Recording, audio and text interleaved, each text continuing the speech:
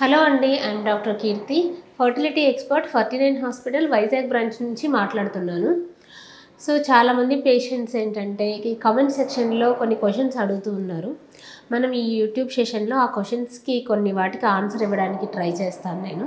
So ఒక patient ఏమడుగుతున్నారంటే, so ART వల్ల అంటే ఐవీఎఫ్ ట్రీట్మెంట్ అవసరమయ్యే పేషెంట్స్కి సక్సెస్ రేట్ అనేది ఎంత ఉంటుంది, మరి దీనివల్ల ఏదైనా సైడ్ ఎఫెక్ట్స్ ఉన్నాయా అని చెప్పి అడుగుతున్నారు.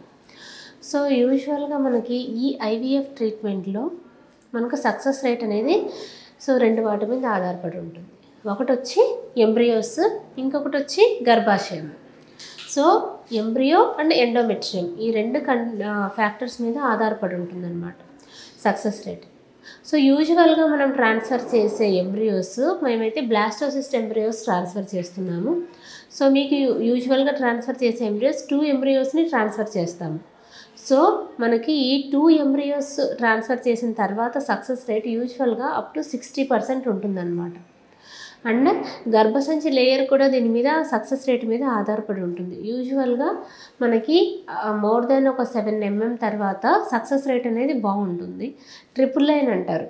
సో ఈ విధంగా ఎండోమెట్రియల్ మార్ఫాలజీ కూడా మనకి బాగుండి 2 ఎంబ్రియోస్ను బ్లాస్టోసిస్ట్ ట్రాన్స్ఫర్ చేస్తే మనకు అరౌండ్ 60% సక్సెస్ రేట్ అనేది ఉంటుంది.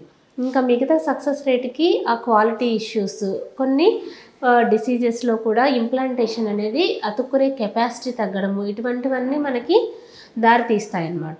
సో ఇవన్నీ కారణాలు అవుతాయి మనకి సక్సెస్ రేట్కి.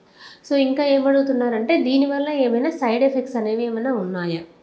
సో యూజువల్గా మనకి ఈ ఐవీఎఫ్ ట్రీట్మెంట్లో ఇప్పుడు మేము చాలామంది పేషెంట్స్కి ఫ్రీజాల్ ప్రోటోకాల్ వాడుతున్నాం.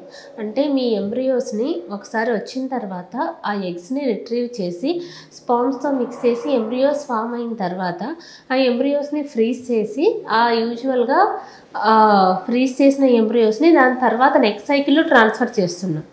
సో ఈ విధంగా ఈ ఫ్రీజాల్ ప్రోటోకాల్ వచ్చిన తర్వాత, సో దీన్ని యాంటగనిస్ట్ ప్రోటోకాల్ అంటారనమాట.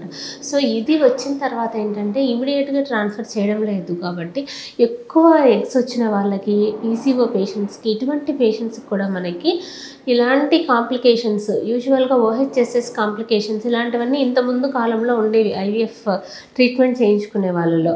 అంటే పొట్ట నిండా నీరు చేరి శ్వాస తీసుకోవడానికి కష్టం ఉండడం, ఇలాంటి ప్రాబ్లమ్స్ అంటే ఎక్కువ ఎగ్స్ వచ్చే వాళ్ళకి అనమాట ఉండేవి. బట్ ఇప్పుడు మనకి చేసే ట్రీట్మెంట్స్లో వేటిల్లో కూడా ఆ సమస్యలు అనేవి మనకు తలెత్తవు. కాబట్టి మనకి ఇప్పుడు చేసే ఐవీఎఫ్ ట్రీట్మెంట్స్ అన్నీ they are all very safe.